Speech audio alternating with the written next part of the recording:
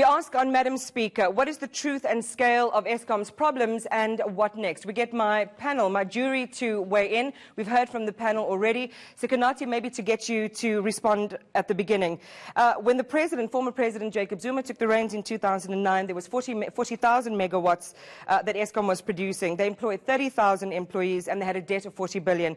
Fast forward to now, 48,000 megawatts, 37,000 employees and services more than 10 times the debt. It does not, there are a whole lot of problems. It can't look after itself.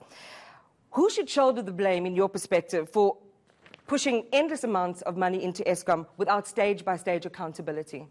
Iman, the first thing to really address, it's quite a disgrace that we have Machela Koko on this panel. If I had known before coming here, I wouldn't have dignified whatever he has to say with my presence and response.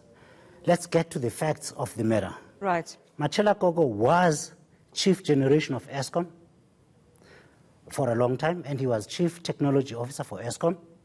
Machela Koko is the guy who signed off on the designs of the Medupi power station. Machela Koko is talking correctly so about 83 billion rand that the taxpayers, you and I, and the 55 million people that are South Africans, that had to give to Eskom on the 23rd of September 2014 to bail out an institution that had suffered corruption, totally drained whatsoever. By the time the 23 billion rand came in, Eskom could not pay salaries because the money had been stolen by people who worked with Machela Koko, and he personally participated in that thieving by helping the Gupta family, including on the 31st of October, I will finish, on the 31st of October 2015, Machela Koko sent an email to the Gupta family via a man called Businessman saying, boss, we've done it.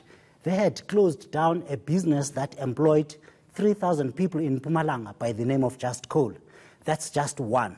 So it's quite a disgrace, and it's due to the lack of law enforcement in this country, thanks to the Zondo Commission, which he mentioned, thanks to the Mohoro Commission, which he mentioned. We now know why Machela Koko is not in jail for corruption.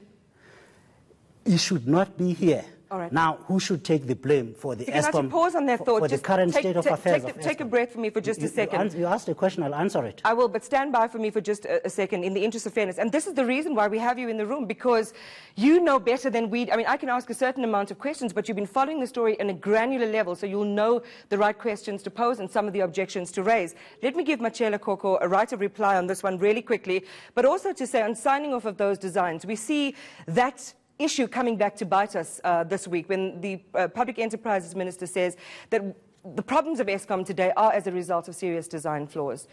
This happened under your watch. In 2006, we had a crisis at Kuburg. We had the famous Bolt incident at Kuburg. The minister then, Alec Owen, behaved like Pravin behaved today and said there was a sabotage at Kuburg.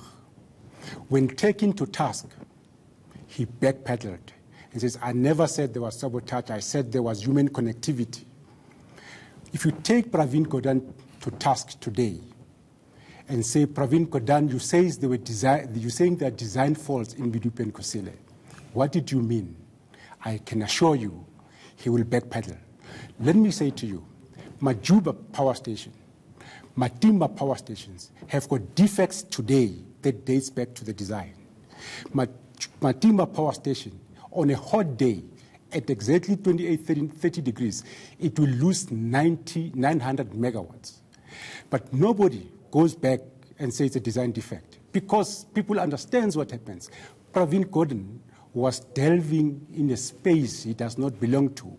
He just does not know what he's talking about. All right, let's hold it there. The other big word that we've been using this week is around unbundling. I'm going to bring in Lauren Hermanis, who penned a piece earlier, late last week, around unbundling and why it makes sense. It's causing a lot of jitters. We'll hear from Kasatu in just a second about that. Can we bring Lauren up and maybe ask her about her rationale for unbundling, and also to perhaps invoke some of the examples across the continent, in Uganda and Kenya, where it has turned into a success story. Lauren? Hi, Iman. Thank you for inviting me to speak in this forum. I think what I have to say is a little bit different to what everyone else has been contributing. And to my mind, especially because I come from a university context, I'm a researcher, I'm not so much interested in the legal implications for specific individuals and accountability for specific individuals within Eskom. But I'm much more interested in how the structure of the organization creates certain sorts of incentives, not only for particular individuals, but for particular parts of the organization. I think someone's already mentioned Minister Gordhan, and I think this applies to ministers before him as well. Eskom, as it is an absolutely gargantuan organization. It is incredibly difficult to have effective oversight of such an organization at the scale that it is. And transparency, I would think, goes a long way to dealing with some of the issues that we've been discussing so far, whether those issues are about major financial decisions, investment decisions, and technical decisions, or whether those issues are to do with governance practices. Let's bring it then to policy, Hilary Joffe. And the policy direction, as you told my producer, is promising. What is the distance between the process of unbundling, realigning our policy in a way that is able to turn this around quickly? Iman, the idea of unbundling Eskom into 3 separate divisions, transmission, generation, distribution, goes back to the 1990s. And in a way, the context of what's happened to Eskom, not once but several times, I mean, this is not the first power crisis, is a sort of a long history of, policy flip-flops and policy which wasn't followed through and decisions which were not taken when they should have been taken. But leaving that aside, I think the question is, what is unbundling going to achieve for us now? Now, I can see the argument for creating an entity which sort of buys power from generation on a fair and equal basis with independent power producers, for introducing a competitive space into Eskom, whether or not, whoever owns it. However, my concern is, unless we are very clear on what unbundling is supposed to achieve into these 3 divisions and how it is going to be done, because remember, we've had very little detail, we'll just get 3 smaller problems instead of 1 big problem. Okay, so it's the lack of clarity that you're concerned about. Don't worry, I see you. I've got you on pause, Sikonathi. I'm going to come back to that question with you.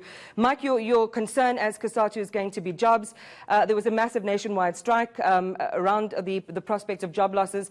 Where do you sit in this whole argument? We're looking backward. We're looking at the mess we're in now. Share with us the what next, I suppose, is more important from a COSATU perspective for us. That's correct. In fact, we can go back and look, and I think it would be disingenuous to look only from 2014.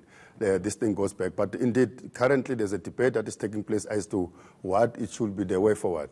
Our view, are not convinced that the unbundling is the right way to go, because the unbundling is presented as only one option. And the only one option is not enough to resolve the deeper crisis that we have in Eskom. And our view is that if you're going to introduce a private ownership in it, and you think that there's going to be competition, there's going to be cheaper electricity, we don't believe so, because Eskom shouldn't be looked into as an isolation in terms of any other state-owned institutions that have been privatized before.